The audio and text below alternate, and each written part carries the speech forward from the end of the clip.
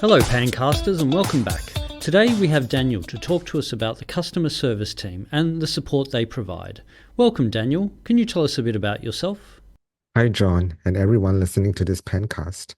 I am Daniel, and I have been with the customer service team since May 2018. Today, I will give an introduction about the customer service team, which is part of the global customer support teams. Okay, so you wanted to let us know about the issues that your team helps with, right? Yes, John, to start off, let me give you an overview of our support. Palo Alto Network support provides timely access to the expertise needed to protect your business.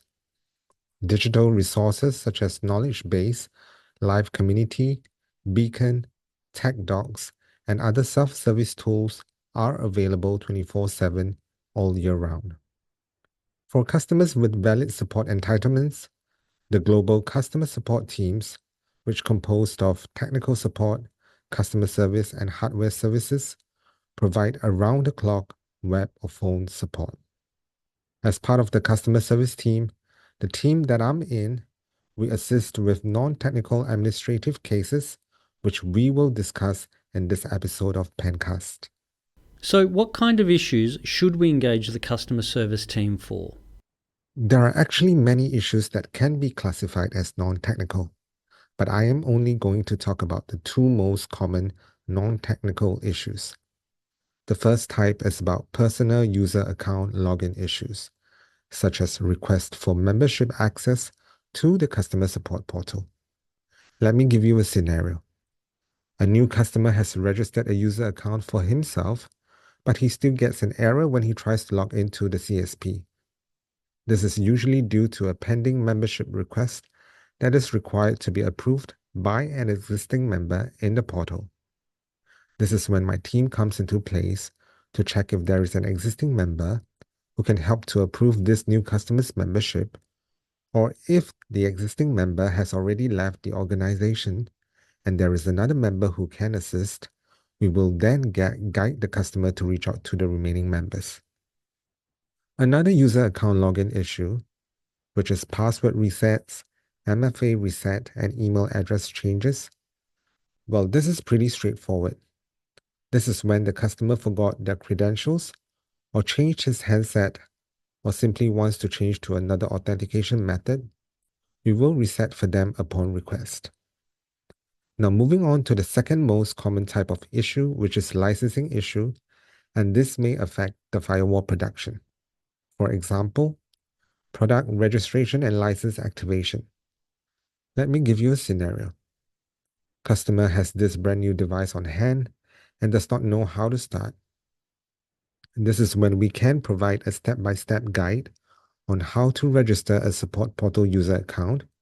Then upon him logging into the portal, we will guide him on how to register the device, as well as activating the licenses to the device in the support portal. By the way, registering a product and activating its license usually require activation emails and a purchase order. If the customer misplaced these documents, we can retrieve this information from our available tools and resend it to them.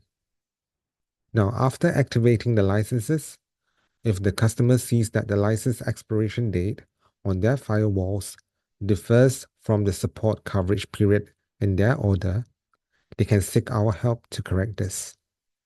Or if the customer realizes there is a discrepancy pertaining to the active licenses showing on the firewall versus what they had purchased, they can also seek our help to verify what was included in their purchase order.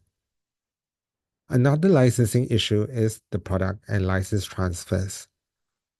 An example of a scenario is if the customer needs to transfer a registered device from an account to another account, or if the customer needs help in transferring licenses from a device to another device, they can create a case with us and we will review their request and validate their justification to ensure their request is compliant with our privacy terms and conditions.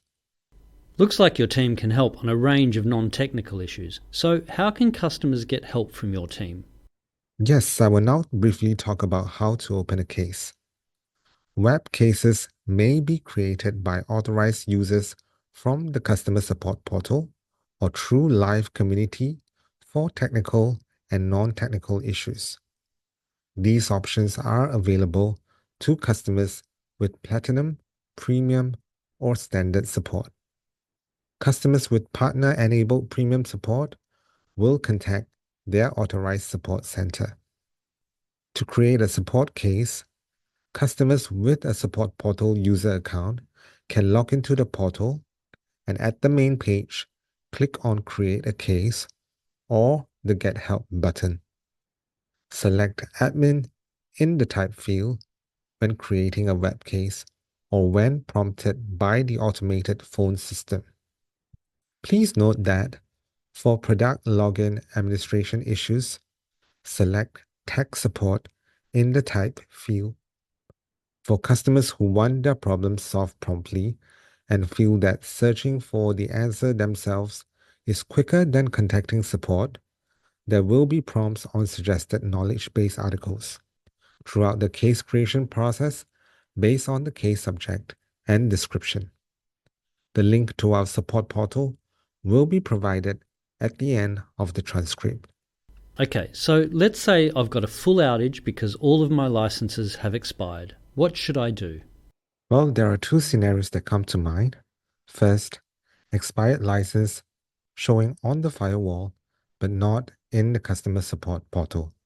The second scenario is expired license showing on both the firewall and the customer support portal. Well, let me elaborate on scenario 1. If the licenses are showing as expired in the firewall dashboard, but in the customer support portal, the licenses are still showing as active and valid, this is usually due to license key files not being updated. My suggestion is to delete all license keys and then retrieve them again. In most cases, this helps to see all valid licenses on the firewall. The customer can go ahead to retrieve license key if the firewall has internet connection. Also, after the customer has deleted a previous license key, they have to go to Software on the Device tab and click Check Now in the lower left of the screen. This will initiate a new SSL session with the update server and should sync the license information with the firewall. Alternatively, the customer can re-upload the license key manually if the firewall does not have an internet connection. If the firewall does not have internet connection, manually download the license key from the customer support portal and then upload it onto the firewall.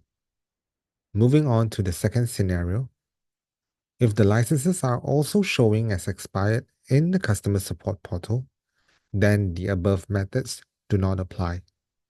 The customer will then have to check their support coverage period against their purchase order. Whether is it time for license renewal, this is when they have to reach out to their reseller or account manager for assistance.